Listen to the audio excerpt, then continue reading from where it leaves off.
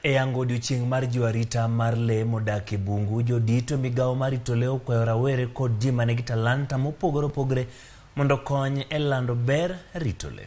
Jodito go kotelnegi gi Edith Kabesime okwayo ojende mondo bedie opara manyime e chwalo ne jopiny ng'eyo e yore mag rito le mag bunge kendo geng'o timbe mag nego le. Jogo manigi mich mopogore opogore ni kod ting' mar chopo ne jopiny kokalo e chuogo ote ma jopiny nyalo winjo e yo mayot. But the only place where we find them relevant. More than 70% of population are young people, so they are the majority. But at the same time, they have a very wide network. They are very connected. They can speak. They have the energy and the passion. So by using their platforms, they are leveraging their networks. We believe we can begin to really build this global movement of people who are concerned about animals. Pile wang'eyo ni le modak e bungu ohero waling to wan wachayo gi matek ahinya.